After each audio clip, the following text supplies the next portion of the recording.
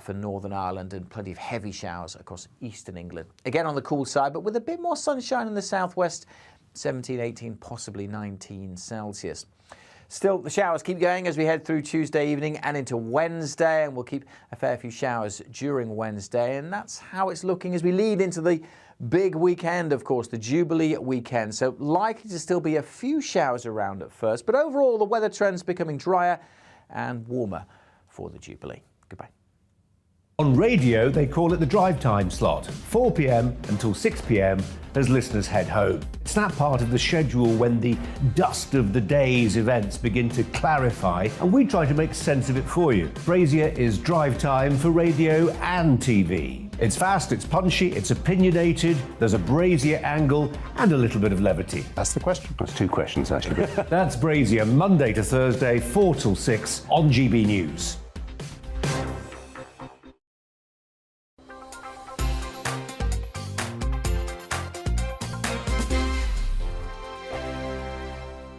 We are GB News. We're right across this great nation. On TV. On radio, on digital. Absolutely everywhere. We don't talk down to you. We embrace all voices. With honest and civilised conversation. We're not part of the establishment. We're one of you. And we're only getting started. Join us on GB News, The People's Channel. Britain's news channel. Every morning from 6 o'clock, we'll wake you up with GB News Breakfast with all the stories you didn't know from the night before. So whether it's serious news, entertainment, or your own views from all over our great nation, we're here to kick off your day with a smile. The national media should be reflecting and reporting what's happening here. You will notice the northwestern accents. Whether you're with us on TV, radio, or online, every morning, it's breakfast from 6 a.m. Hope you can join us.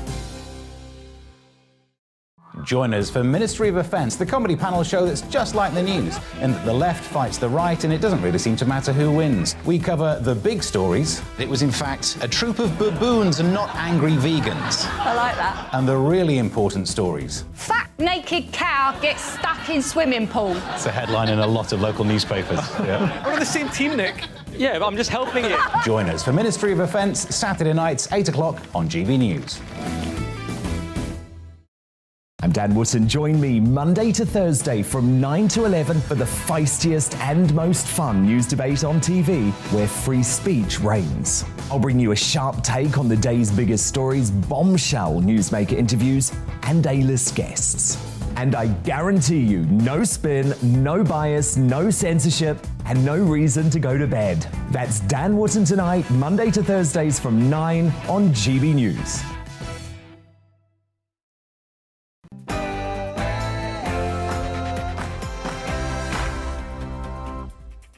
A very good afternoon and welcome to the Briefing PM, an hour of the latest political news debate and analysis here on GB News.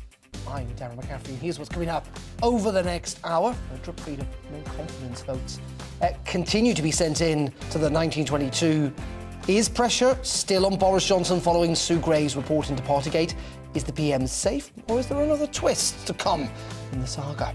Tony Blair is re-enters the political arena. Did he ever go away? He's hosting his centrist conference on the future of the United Kingdom. Is he an asset to Labour or a liability? We'll be discussing that. Nadine Dorries has backed an investigation into action by French police against Liverpool fans before Saturday's Champions League final. We'll be speaking to a journalist who was there. And Labour are caught up again in a trans war as Stella Creasy, the Labour MP, said a woman could be born with a penis. However, this has been contradicted by senior party officials.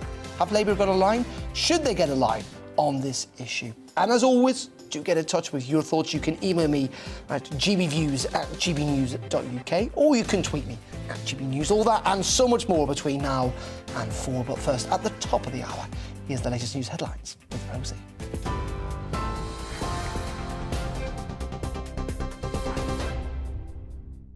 A very good afternoon to you. It's just a couple of minutes past 3. I'm Rosie Wright, keeping you up to date on GB News. Now, the French Interior Minister says massive and industrial-scale fraud regarding tickets is what's to blame for the chaotic scenes at the Champions League final in Paris on Saturday. Violence outside the stadium led to English Liverpool fans being tear-gassed by French police. French authorities say that out of the 29 people arrested around the stadium, more than half are British citizens. More than 100 people were arrested in the suburb. Boris Johnson has urged UEFA to launch a formal investigation into what went wrong.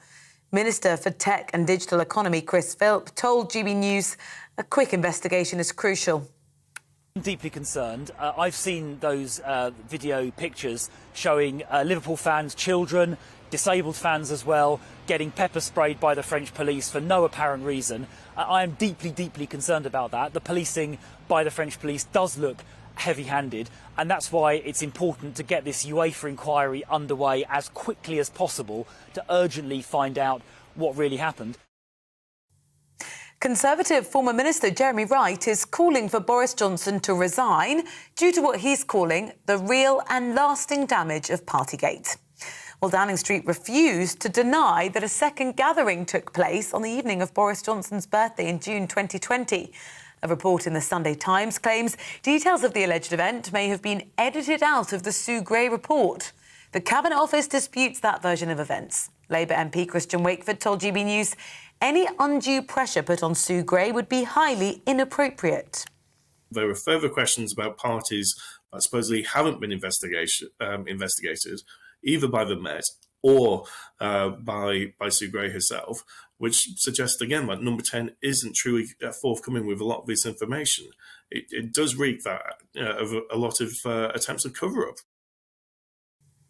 Coal-fired power plants, which were due to close later this year, may need to stay open to provide backup electricity this winter. A government spokesperson says the decision is due to Moscow's invasion of Ukraine and major disruptions to the flow of Russian gas. The price of the cheapest pasta in UK supermarkets has risen by 50% in the year since April. The analysis from the Office for National Statistics also says the price of bread and minced beef went up by 16%. It's as inflation hit a 40-year high. Northern Ireland's Parliament has failed to elect a new Speaker. Two nominees for the role, representing the Ulster Unionists and the SDLP, failed to secure the necessary cross-community support. The Democratic Unionist Party has refused to back the election of a Speaker as part of its protest against the Northern Ireland Protocol. Well, Sinn Féin Vice President Michelle O'Neill says her party will keep having the Assembly recalled until a new Speaker is elected and believes the protocol is workable. I told Boris Johnson that the Tories are cynically using the people of the North and their democratic institutions as bargaining chips in their attempt to renegotiate with the EU, and they do so for narrow party interests. The majority of people voted democratically to stay within the EU, and they rejected Brexit. There was certainly no consent to leave. The majority of new MLAs elected here in this chamber support the protocol, believe that it is workable if given the chance to be implemented. The Spanish Prime Minister says NATO's support for Ukraine is unbreakable and that Russian President Vladimir Putin will not reach his objectives. Russian forces are advancing into Severodonetsk, the largest city that Kyiv still partly controls in the eastern Luhansk region.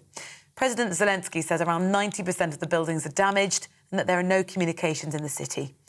Meanwhile, the UK's Ministry of Defence says Russia's fighting forces are experiencing poor morale and discipline problems amid reports of mutinies.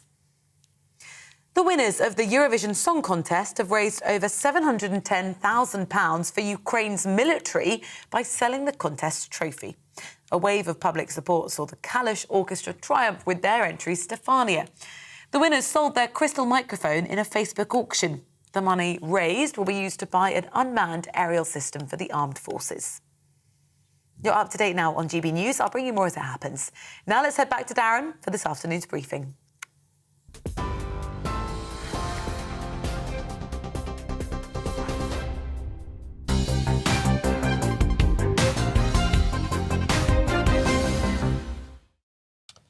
Thank you very much indeed, Rosie. It is 6 minutes past 3 o'clock on this Monday afternoon. We're on TV, online and on your DAB digital radio. Thank you very much indeed for your company. Do get in touch, by the way, gbviews at gbnews.uk. Let's start, though, with Boris Johnson. He's warned he could face a string of no-confidence letters after the Sugré report into Partygate concluded. Well, recess for the Queen's Platinum Jubilee has kicked off today, and as MPs have headed back to the constituencies, many have had a time to think about what their voters want to see, and we're starting to see some more letters of no confidence go into Sir Graham Brady from the 1922 committee. So we had thought the moment of political danger may well have passed for the Prime Minister.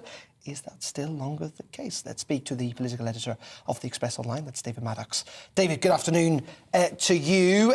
We heard another one today, Jeremy Wright, I think the former Culture Secretary, saying that he has got not confidence in the Prime Minister any longer. Any sense of where we're at with these letters? I think is it 52, 53 need to go in? Yes, I think the number came down because of the by-election defeat, so I think it's 53. But the one person who definitely knows that is Graham Brady. So Jeremy Wright's an interesting one because he's a former Attorney General. His explanation was quite a long, legalistic one where he kind of half cleared the Prime Minister, at least of deliberately lying to Parliament, but then said his negligence effectively meant that he was not the man who could restore public trust. And I think that now takes the publicly declared Tory MPs calling for Boris to go to 25. I'm told that there are many more behind the scenes who are not doing it publicly. And, there's actually a good chance that the threshold has already been reached and that Graham Brady will come out next Monday and declare there's going to be a vote of confidence in Boris. Yeah, quite extraordinary because, of course, he only does that, I think, when Parliament is sitting. Parliament not sitting this week, is it, David? And we have to remember, I think, when Theresa May had that vote of no confidence publicly, there was only half the number that you would expect, but that threshold was met. So is it your sense that actually there is still quite a lot of danger for the Prime Minister here? Yeah, I mean, there was a point when Sucre's report was published last week where there was a kind of feeling that actually things were going to move on and that he was clear. But it's interesting that in this case, the recess seems to have worked against him. And as MPs have gone back to actually angry constituents, not only over Partygate, but over tax rises and the triple lock issue on pensions, I think is a big one. And they're, thinking about it. They're away from the party whips, disciplinarians, and they're thinking, no, actually, I think we need to move on in a different way, in a different direction, and they're sending their letters in. And David, is there a sense that if, and we must keep saying if this does happen, I mean, the Prime Minister, though, probably would survive it, wouldn't he? Damaged, yes, of course, but survive it. Is that your sense? Yes, my sense is that it would be similar to the one Theresa May went through, where she did survive, but she was extremely damaged. And actually, if you remember, it didn't take long, really, a month or two for her to actually end up going. I mean, there is a theory that knocks around that because a Prime Minister has a year's grace, or a leader has a year's grace after one of these votes, that Boris might welcome a vote and, win it and then be clear for a year. But the damage it can cause, especially if a high number of his MPs vote for him to go. And, he can't even, I'm being told, he can't even rely on his own ministers once they're in the kind of privacy of a ballot box situation. So it's a difficult one. Yeah, very difficult indeed. And all this, of course, away from Partygate, there's a whole load of other issues facing the government. They're big ones at that. Lots of talk today, isn't there, David, about the lights maybe being turned out over Christmas or the winter period with a potential shortage of gas and electricity. I shouldn't laugh, but there is. I literally had a text message just before I came on from a Conservative MP. I won't name him, but saying we told him so. We told the Prime Minister so. There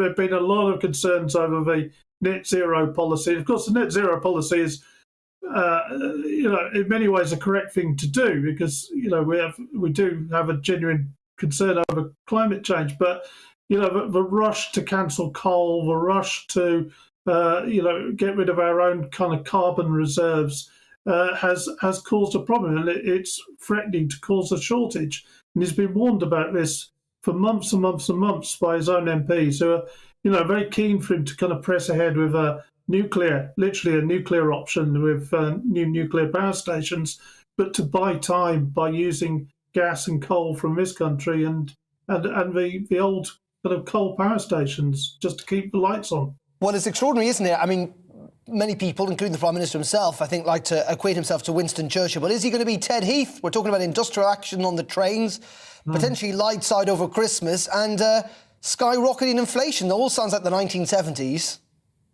3-day weeks and unburied bodies. It's it could be disastrous, and that's certainly not the historical legacy he wants. I think he'd much prefer to look back on getting Brexit done and kind of much more victorious post-Brexit thing. And of course, there is actually an issue with Brexit. I mean, obviously we express very strong proponents of Brexit. We think there are a lot of opportunities for the country, as do many Tory MPs and many others. But, he's got to start showing with his policies and with his actions that Brexit is a success and can be a success, and that we can make the most of it. I mean, we've literally broken a story today with Jacob Rees-Mogg suggesting it could be 10 years before we get rid of a lot of the EU regulations and things. That's not going to wash with a lot of people. It's a long time indeed. In saying that, we've written off, or people have written off, the Prime Minister before, haven't they, many times? If anyone can get through some of these crises, it is Boris Johnson. David, as always, thank you so much indeed for joining us. David Bairdox there from the Daily Express newspaper, the Express Online. Now, let's turn on to another familiar name, that is Tony Blair. He's bringing back together the political and business elite for a summer summit organised alongside a new centrist group inspired by Emmanuel Macron's En Marche.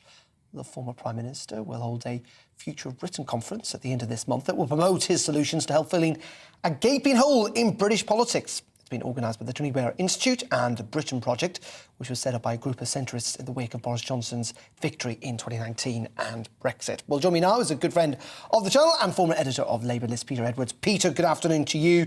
We keep talking about the comeback of Tony Blair, don't we? But it always feels like he's never really gone away. Well, that's absolutely right. And I think he's been clear he can never be Prime Minister again. He'll never come back to Parliament. But what distinguishes him from other ex-PMs and the awkward life they have to lead is his direct engagement with party politics. And if you look at the others briefly, David Cameron, dementia research, Gordon Brown, women and girls being abducted in parts of Africa. They've gone for non-party political causes. Gordon Brown also COVAX, a vaccine distribution effort. Tony Blair's done the opposite. He's gone right into the guts of the Labour Party, quite rightly, in my view, outspoken on things like anti-Semitism under Jeremy Corbyn when the Labour Party really lost its way. I think he brought out some very good research to his think tank at the start of the pandemic on things like vaccine, looking at other countries. But now the Labour Party is perhaps more in the centre ground with a leader that might get some Blairite approval. And he's launching this conference, which is controversial to say the least. And that's not because it's generating ideas, you have to do that in opposition, because of the guest list. Well, who's on that guest list? So we've got figures from the left. We've got Ruth Davidson, who was a Tory leader in the devolved parliament in Scotland, as you know, and she's a big Boris critic and was seen as being a Remainer. Then David Gauke, who was a Tory minister under Cameron, who was kicked out of the Tory party in Parliament when Boris Johnson had his purge of the Remainers. But that in itself will get perhaps Tony Blair's biggest critics worried. But the thing that will really, I think, set hairs running is if the French president comes, as has been suggested, as a star speaker. And the reason for that is not because he's left-wing or right-wing or because he's French president, but because he left his own party and started a new political party. Isn't that the point then, Peter? How is this helping Keir Starmer, which, Tony Blair has publicly backed, including many Blairites, Peter Mandelson apparently advising him? How does that help when you, as you say, seem to be suggesting that actually Tony Blair wants to leave behind the Labour Party and set up this centrist movement? Well, for the record, I don't think Tony Blair does want to lead the Labour Party. I don't think he will form a new party. He's still a Labour Party member and appeared in that party political broadcast fairly recently for Keir Starmer. But why are we talking about this then? It's because there are already a lot of conferences for exactly this type of thing. There's Progress, which is the Blairite group in the Labour Party, and there's Class at the other end of the spectrum, which is a think tank funded by trade unions like Unite. There's a whole spectrum of think tanks and pressure groups on the left who are affiliated or supportive to the Labour Party. What's get tongues wagging is that Tony Blair's decided to do something completely different with former frontline Tory politicians. So I don't think there'll be a new party at all. But this is what I think will probably unsettle some of the front bench in Parliament who are very supportive of Keir Starmer, of just what exactly is going on. OK, and just very finally, Peter, while we've got you, seems to be somewhat of a row again within the Labour Party over the definition of a woman. Stella Creasy taking one position, others, including Annalisa Dodds, disagreeing. Is it fair to say that this is becoming a troublesome issue for Labour in the sense that they can't seem to, A, agree on what the answer should be, or indeed stick to the line? Well, I think you talk about the line, and that's obviously what is used in Parliament for all parties. You know, things like sexuality and transgender issues tend to be a matter of conscience, but it's certainly an issue that Keir Starmer has looked a bit awkward talking about at times, and I can understand that. I think he's a good man. I think he wants to treat people with respect and decency, and I think he wants to dampen down the flames of this debate rather than inflame the debate. But again, going back to your previous question, Tony Blair was the one advising him not to sidestep the issue, but get right into the middle of the issue, because he says the culture war is never going to go away. And I think you'll certainly see Keir Starmer becoming a bit more forthright in the 12 months or so before general election, because the Tories have a clear answer. Some people are not comfortable with that. They do have a clear answer. And it's the type of thing that any broadcast interviewer worth their salt is going to keep pushing away at. Yeah, it feels like it's not really a sustainable position. Peter, as always, thank you very much indeed for joining us. Peter Edwards there, former editor of Labour List. You're watching GB News. Do get in touch, by the way, gbviews at gbnews.uk. Coming up in a couple of minutes, we're going to talk about nuclear war, Ukraine, Russia's position on that. Stay tuned, we'll be back in just a couple of minutes.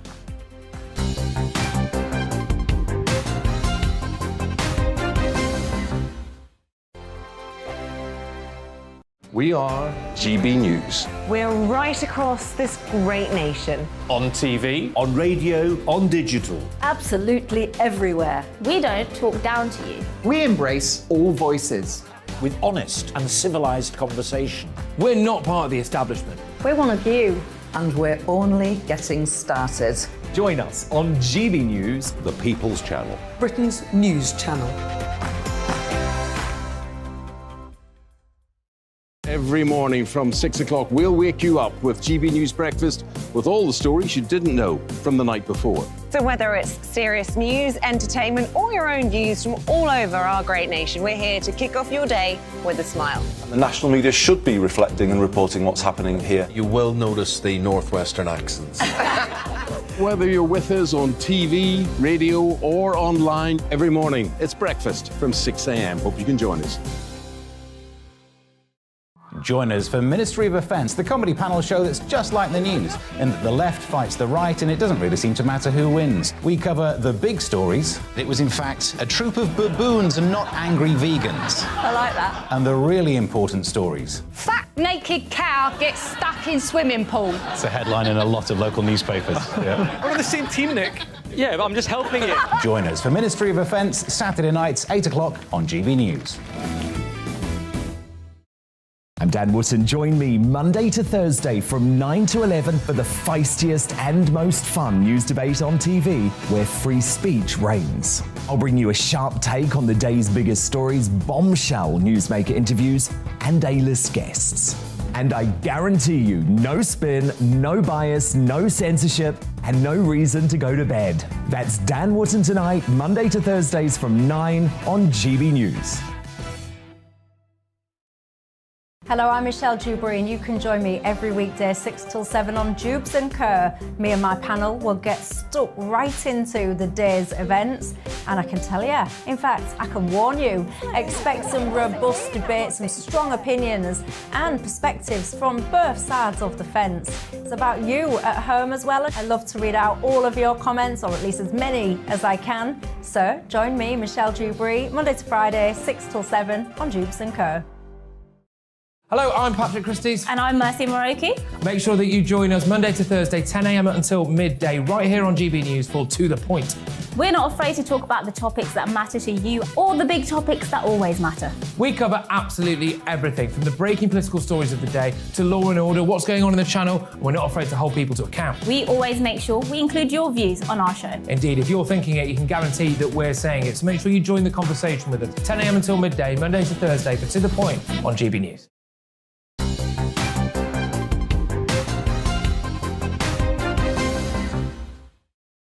Now, Russia's ambassador to the UK has said that he does not believe Russia will ever use nuclear weapons unless the existence of the state is directly threatened in the war against Ukraine, stating that the country has strict rules for their use. He also told the BBC that the Foreign Secretary, Liz Truss, is, in his words, very belligerent and inexperienced, and dismissed allegations of widely reported alleged war crimes in Bucha as a fabrication. It comes as the Russians are gaining ground in the Donbass region of Ukraine, focusing most of the resources there after months of being bogged down in that part of Ukraine. Well, joining me now is the former British Army officer and chemical weapons expert, Hamish de Bretton-Gordon. Hamish, very good afternoon to you. Let's just start with what's happening on the ground, if we can, first of all. And it does look like in the last week or so the Russians have made reasonable progress in the Donbass region.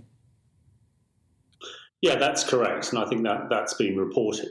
But let's face it, they've been fighting and losing for the last 2 months. They've now regrouped with much more focused aims, and they are making some progress at the moment. But I, as a number of other observers, agree they are reaching what we call their culminating point, which is a military term, really saying that they are going to run out of steam pretty soon.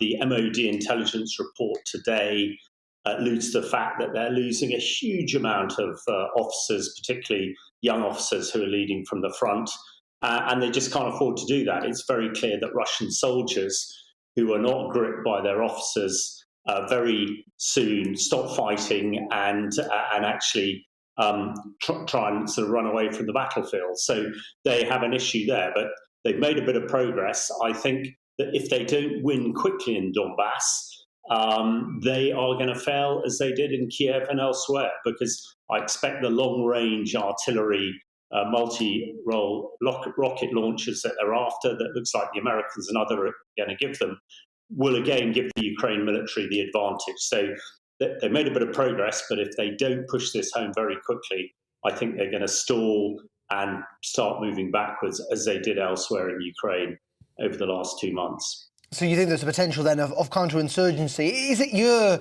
sense then that actually, even given that progress in the Donbass region, there's been, I think, a continued shelling of Odessa as well. There's been much talk about that land bridge, hasn't there, really, from essentially Moldova right through to Ukraine. Do you still feel that's out of their abilities as we sit, or is it possible that they'll kind of just dig in and this will just be a very protracted war?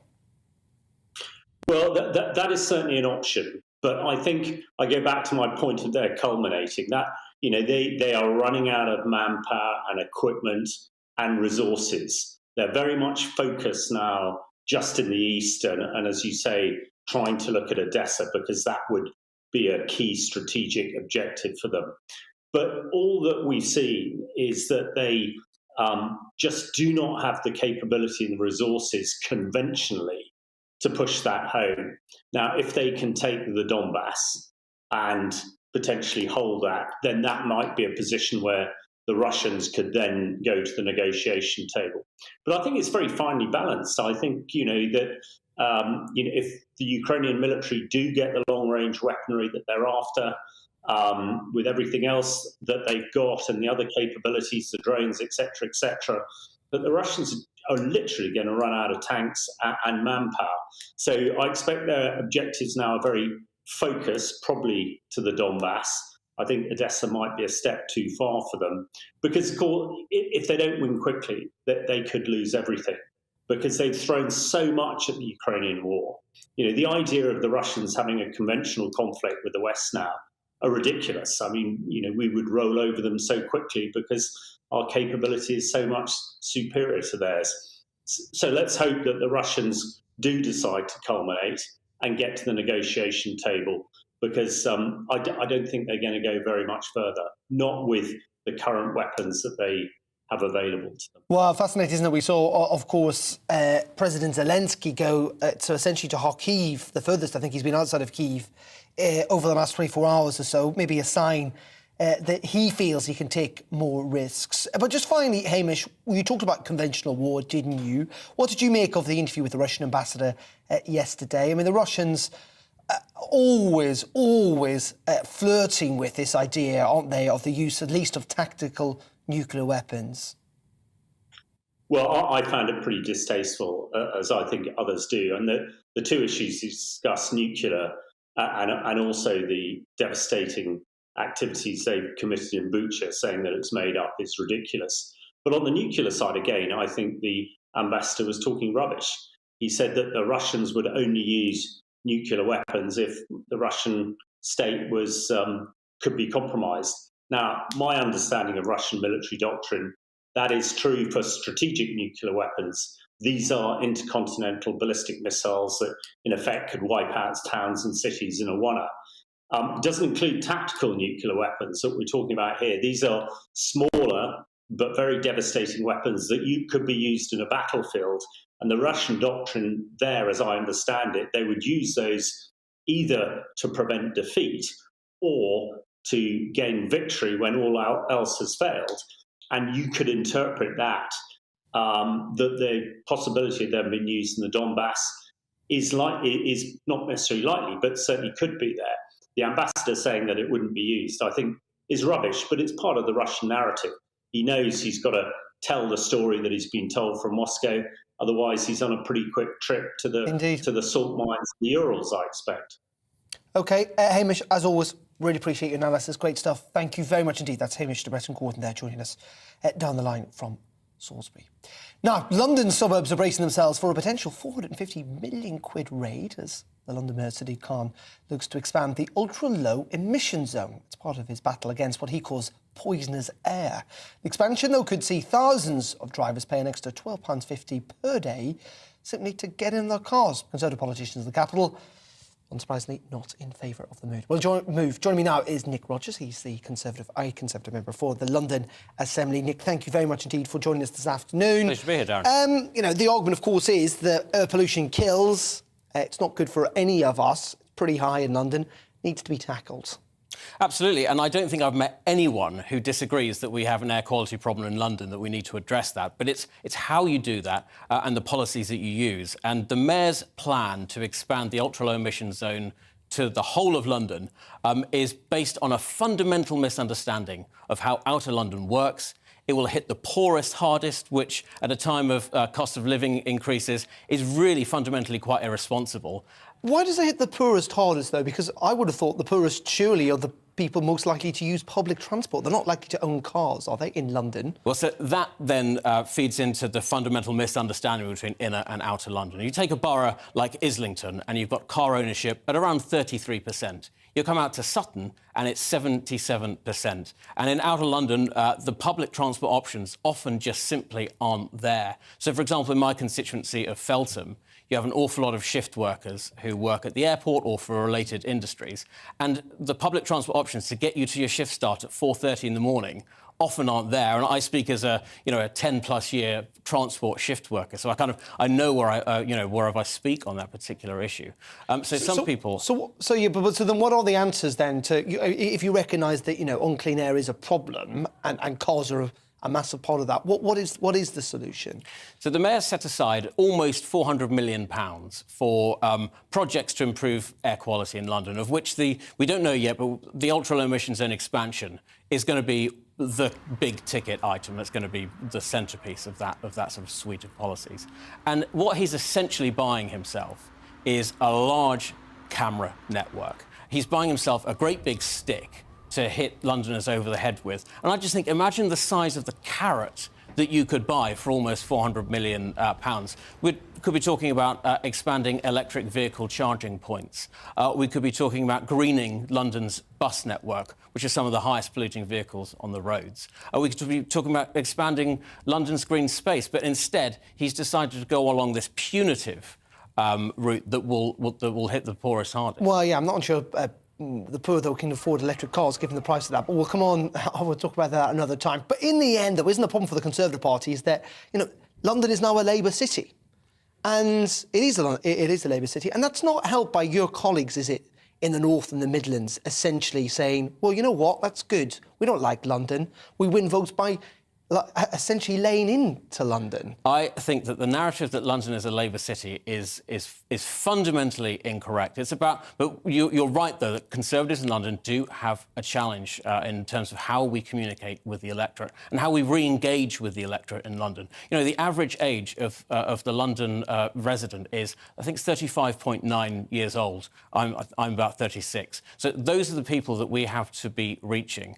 And, I mean, we can talk... But you get my narrative is not helpful that your colleagues, particularly in the North, essentially slag off London at every opportunity. I don't think they do. Votes. I don't really? think they do. I mean, I interview them all the time and they do. The government has been a big supporter of London. I mean, just look at Crossrail, the Elizabeth line that's opened recently. Fantastic piece of British engineering. The government supported that to the tune of billions and supported Transport London as well to the tune of billions. So the government is well and truly behind London.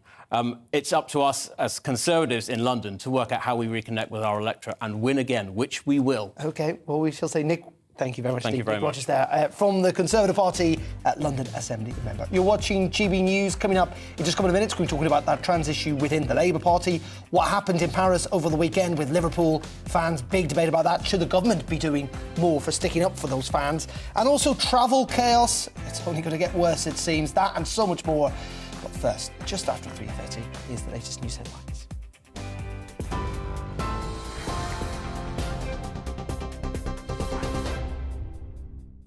Good afternoon, it's 3:33. I'm Rosie Wright, keeping you up to date on GB News. The French Interior Minister has blamed massive and industrial-scale ticket fraud for the chaotic scenes at the Champions League final on Saturday.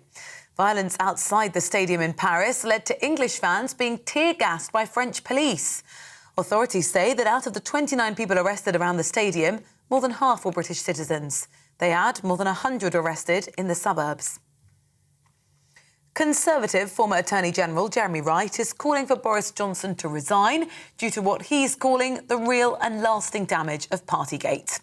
Well, it comes as Downing Street refused to deny that a second gathering took place on the evening of Boris Johnson's birthday in June 2020. Coal-fired power plants, which were due to close later this year, may need to stay open to provide backup electricity this winter. A government spokesperson says the decision is due to Moscow's invasion of Ukraine and major disruptions to the flow of Russian gas. The Times newspaper reports as many as 6 million households could face power cuts if President Putin cuts off more supplies to the EU. Downing Street says it's set to ditch 350 European Union rules.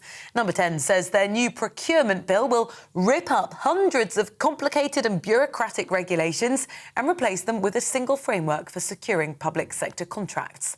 The bill's expected to become law next year. Northern Ireland's Parliament has failed to elect a new Speaker. Two nominees for the role, representing the Ulster Unionists and the SDLP, failed to secure the necessary cross-community support. The DUP has refused to back the election of a Speaker as part of its protests against the Northern Ireland Protocol. A man disguised as an elderly woman in a wheelchair has thrown cake at the Mona Lisa. Leonardo da Vinci's painting was unharmed at the Louvre in Paris as the attack left a smear of white cream on the portrait's protective glass. The perpetrator was wearing a wig and lipstick and called on people to think of the earth as he was led away from the scene. TV, online and DAB+ radio, this is GB News. Shortly, we'll be back to the briefing with Darren.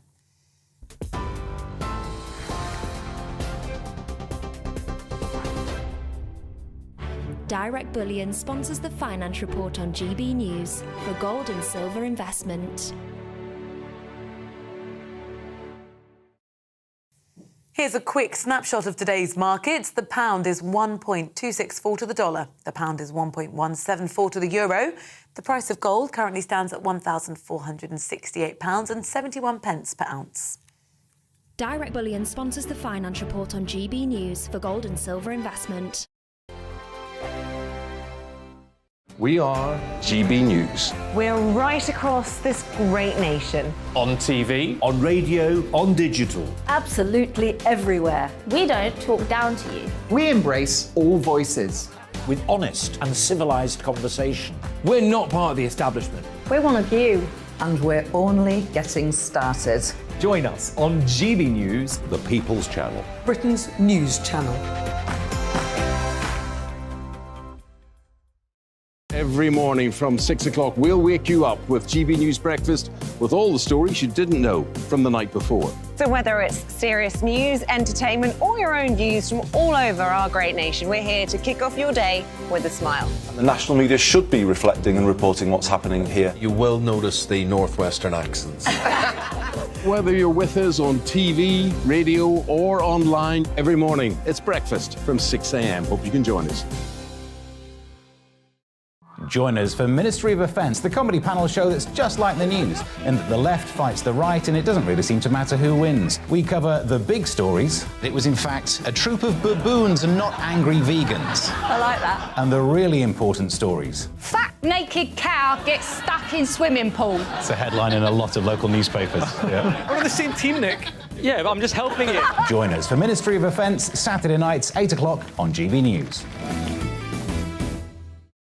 I'm Dan Wootton. Join me Monday to Thursday from 9 to 11 for the feistiest and most fun news debate on TV, where free speech reigns. I'll bring you a sharp take on the day's biggest stories, bombshell newsmaker interviews, and A-list guests. And I guarantee you, no spin, no bias, no censorship, and no reason to go to bed. That's Dan Wootton tonight, Monday to Thursdays from 9 on GB News.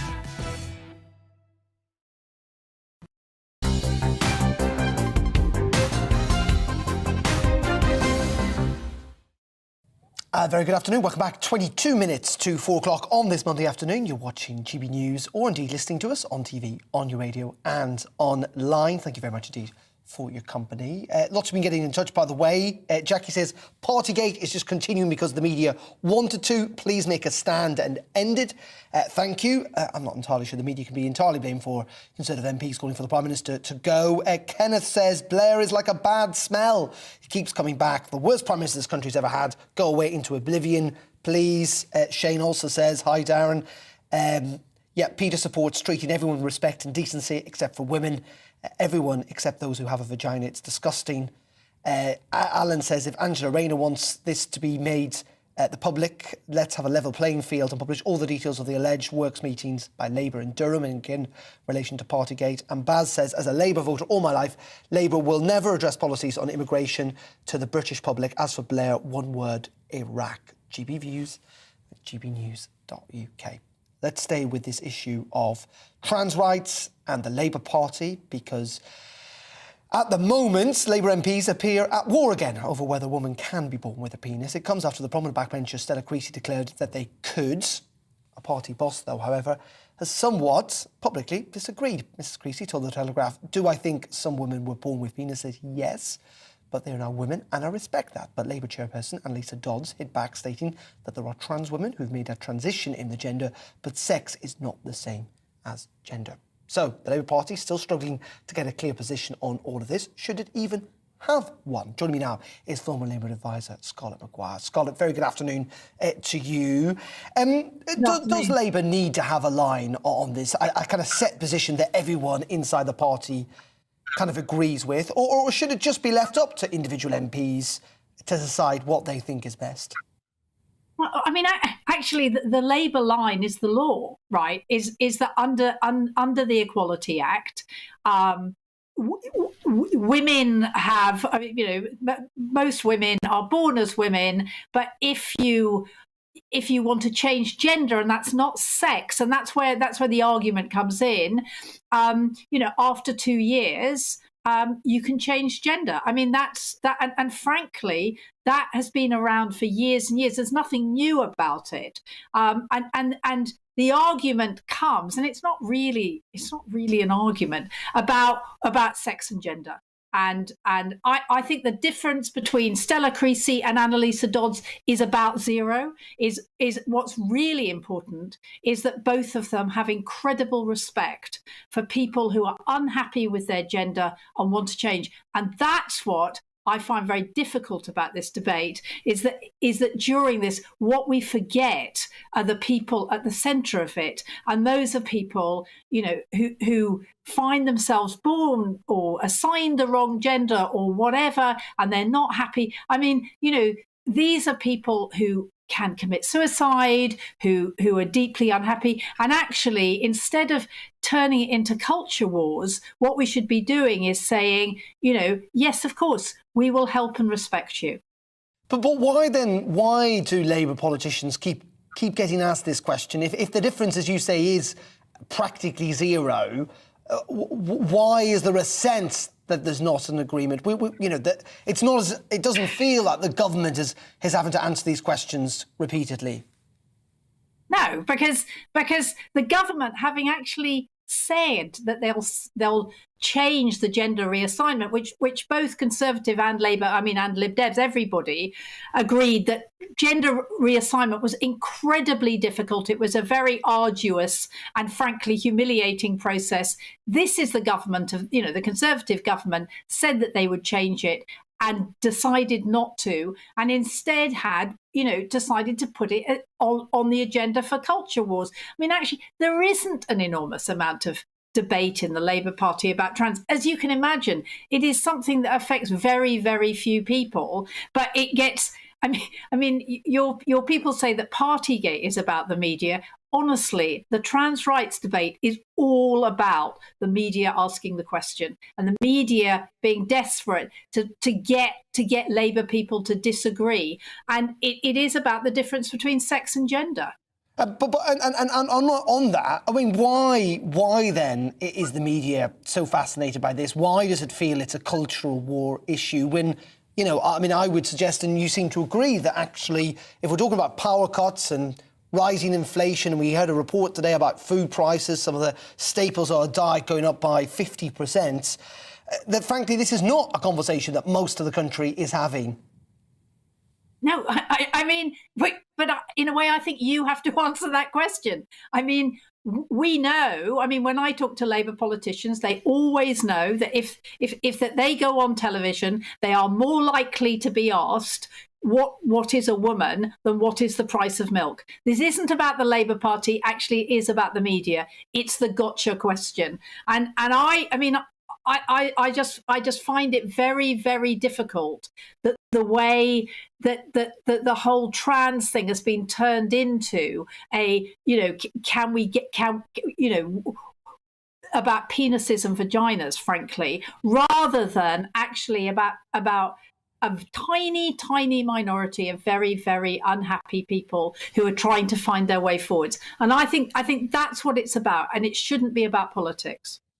Scarlett Maguire, as always, thank you so much indeed for your time. GB Views at gbnews.uk. Let's turn to what happened to the weekend. British politicians are urging UEFA and the French authorities to launch a full investigation into what they call a deeply concerning treatment of Liverpool fans at the Champions League final in Paris on Saturday night. French police used tear gas and pepper spray against British football fans who were waiting to enter the Stade de France to watch the match. The French government had initially blamed the incident on those travelling supporters, but witnesses then claimed the majority of fans were behaving impeccably at the time. They now seem to be blaming a avalanche of fake tickets. The Culture Secretary Nadine Dorries and the Sports Minister are among those who've joined Liverpool fans in urging UEFA to investigate what precisely happened. Well, join me now is the footballer journalist Ben Jacobs, who was in Paris on Saturday night. Ben, just give us a sense of what you went through, what you saw. Absolutely. Good afternoon. So, like many other journalists, we took a very similar route to the fans, and we trained down, working for CBS. And from the B train, the first hurdle for many fans that took that route was that the trains were on strike, and that naturally created long waits and even busier trains. And then it was about a 15-minute walk to the first stoppage, which was still a good mile or so from the stadium. And you passed things like restaurants and bars where various fans were hanging out. Most of them were Liverpool fans because I was on that side of the stadium, and everybody was in good spirits and behaving impeccably. And then the closer you got to the stadium, the more difficult the route got because fans had to go under an underpass area. The Stade de France, for those that are unaware, is elevated. So effectively, after you've got off public transport or being dropped by a taxi, you have to go along the highway and then up a set of steps. And at each of these points, the police were lining the area, and the closer that you got to the actual stadium, the checks began. And the challenge was that these underpasses and walkways and stairs not only had two-way traffic, but very tight walkways creating congestion. And then finally, when you got to the checkpoint, you would enter into the stadium. Now, the French police argue that there were up to 70% of fake tickets being presented, causing a backlog and congestion and unrest. But the Merseyside police and many journalists, myself, would dispute that, because if you have a fake ticket and you go through a checkpoint and you're turned away, it would naturally cause fans to be moving in the opposite direction. And around the stadium, it was simply a backlog and congestion, and nobody was moving in the opposite direction. And then when I got through, I was able to elevate to the upper concourse and look down at what was going on. And I was outside for about 2 hours. And around about half an hour before the original scheduled kickoff time, that was when the gates were locked. That was when the tear gas started. And obviously the evening became more and more tense from there. Yeah, indeed, it is. And frightening as it is, I mean, the French use tear gas pretty easily, don't they, in France? But do the French authorities not have a point in the sense that they say, well, you look at this, 50% of Liverpool fans didn't get in, and that's largely down to the fact that lots of them did seem to have fake tickets. There were not the same problems for Real Madrid fans. How do we explain that? Because that might allude to the point that lots of Liverpool fans turned up, maybe legitimately, they thought, but with illegitimate tickets. Well, I think there's 2 points here. First of all, from the French authorities' perspective, they have to back up this notion of 70% fake tickets because they're throwing all kinds of numbers around. So on the Saturday, we at CBS were told there were 95,000 fans collectively in the entire vicinity. And therefore, if there are 40,000 either that did not have a ticket or had a fake ticket, that is a huge number. And then today we hear that it is 70% fake tickets. So if 30% are legitimate tickets and the capacity is 75,000, and we're including a ticket as a UEFA or a club handout plus a purchase one, then that could be up to 175,000 fake tickets. So the authorities need to justify the numbers for us to understand. And if you get to a checkpoint and a ticket is swiped or scanned, it's clocked.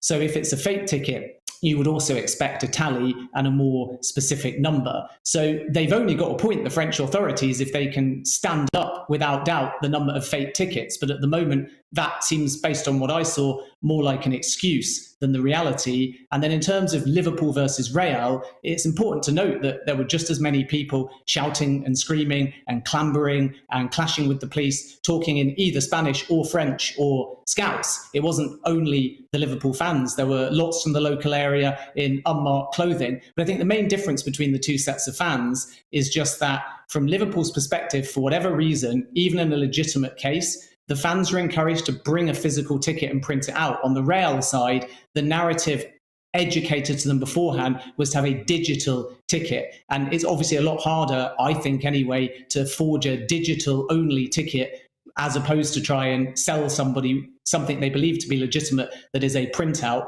And it's a lot quicker to scan a digital ticket than necessarily look over and assess the legitimacy of a printed out one. So I think that it's that education, and there should have been consistency around what kind of ticket you had to bring, and there shouldn't have been any difference between Real or Liverpool entering. Indeed, and if it is the issue of tickets, you would have thought that raises questions not just for the French authorities but also, of course, for UEFA as well, how you could have got to that stage. Ben, as always, thank you very much indeed, Ben Jacobs, there on what happened in Paris at the weekend. Certainly a story that's not going to go away. Now, From that to travel chaos, because over 30,000 people will face travel disruption for their half-term plans over the week as airlines have cancelled again dozens of more flights. It comes as we've seen enormous queues at airports across these islands over the weekend. Travel journalist Paul Charles joins me now. Paul, we've been talking about this for months, and no sign it's getting any better. No, it's getting a little bit better in some cases, but there are certainly far too many high-profile cases where consumers are either having to queue for a long time at an airport, or they're seeing their flight cancelled at the last minute, or indeed they're seeing problems overseas. This is not just a UK issue, but we're seeing airports like Amsterdam Schiphol, for example, also seeing very long queues of people. And the travel sector as a whole is suffering enormously from a severe shortage of staff. They simply can't find enough staff to cope with the demand that is clearly there. But in saying that, I mean, that responsibility has to be with the airlines and the airports in the sense that they should have managed this surely better. They should not be selling flights to people that, frankly, can't take off. It's a good point, and you've got to feel a little bit for the bosses of airlines and airports because, of course, they were waiting for the UK government to, and other governments, especially in Europe, to relax restrictions so that they could guarantee their flights would be operational and that many more staff would come back to work in the sector. But, of course, what happened was that the government held off from removing restrictions for some time until March this year, and only then were the bosses of airlines and airports happy to go ahead and start recruiting again so that they could then prepare for this summer period. But the problem's been they haven't been able to find enough people, and that's been compounded by the fact that the government itself is not processing the security passes fast enough for many of those who are coming to work at our airports, or indeed as cabin crew or pilots. So you've got a melting pot of issues which are really causing the problems that we're seeing at the moment. And just very finally, Paul, we saw large numbers of people, I think up to 6 hours at Dublin Airport over the weekend. Incredible scenes. The airport itself says it's now willing to compensate those passengers if they missed flights. Is that the case here in the UK, that if the airport is to blame, Manchester, Birmingham, Heathrow, that if you miss your flight because the security queues or the check-in queues are so long, that the airport could help to compensate? It's not something we're seeing at all, really. Generally, passengers are obviously seeking compensation under former EU rules, now British rules, for flight compensation if their flight is delayed heavily or, of course, if it's cancelled. But I think you're going to see some cases emerge, possibly some class actions of groups, especially who are caught up in this turmoil, who may say, well, we're going to take action against the airport because we were held in a queue for far too long, which then caused us to miss our flight. So I think you're going to see those class actions emerge as consumers get more frustrated. And it's not going to get much better for the next few weeks. I think we're going to see this well into the summer. Not good news to end on, Paul. Thank you very much indeed. Paul Charles there, joining us down the line. Thank you, Paul. OK, coming up in just a couple of minutes here on GB News, it is this man here, Colin Fraser. Finger pointing. Finger pointing. On air from 4. What's happening? I was dropping the lad off for a play date yesterday afternoon, driving through one village festooned with Union flags, next village none. Why is it some communities embrace Jubilee celebrations and others don't? Is it a couple of active, what some people would call busybodies? I think it's a rude way of describing people who can be bothered for everybody's betterment. Also looking at a text from George Monbiot, the environmentalist, about this morning. He talked about the pomp and pageantry being the enemy of reason and a fairer society. I think that's hogwash, and I'll try and explain why. It is fascinating, isn't it, about kind of street parties. We are seeing it in certain parts of the country, but not elsewhere. I heard Ross Kemp on the radio trying to encourage people to knock on doors. What's more interesting to me, putting my pointy head on, is the sneering, snooty quality of some of the commentary about people who do not want to understand how important symbols like anthems and flags and a crown is to our social cohesion. They take the social cohesion for granted, they bank it, and then debunk it. And it really annoys me. I would have thought people would just want to have a good party. Colin will be tuning in from 4. Thank you very much indeed. That's it from me for today. I'm back, of course, at 3 tomorrow. Gloria's here at 12. Tom at 9:30. Don't miss that. Stay tuned, though. It is Colin between 4 and 6 up next. But first, let's bring you up to date with the weather. I'll see you tomorrow. Have a good afternoon. Afternoon, Alex Deacon here with your latest weather update. Something drier and warmer for the long weekend. But for tomorrow, it's more of the same. We've seen plenty of heavy showers today and there'll be more to come tomorrow. And here's the reason why. A low pressure system sitting right over us. Not many isobars on the chart, which means the winds are light, which means the showers don't tend to move very quickly. So you could get stuck under a downpour for quite some time. Certainly been plenty of them through today. And more to come in most areas this evening. Turning a little drier across southern England and South Wales. And across Northern Ireland overnight, we'll see some lengthy clear spells along with eastern parts of Scotland. It's a chilly night wherever you are, but where we keep those skies clearest for longest, temperatures could drop down well into single figures. A fresh start then to Tuesday and another day of showers. Some places starting off with some sunshine, but it'll cloud over in Northern Ireland, turning quite grey and wet here by the end of the day. And elsewhere, you can see the showers just get going pretty much everywhere. Couple of places that may not see too many. The west coast of Wales, South Wales and southwest England here, by and large, a dry, sunny afternoon. Elsewhere, the showers will come and go. They'll be heavy, thundery in places. And again, with light winds, they're fairly slow moving, so they're likely to last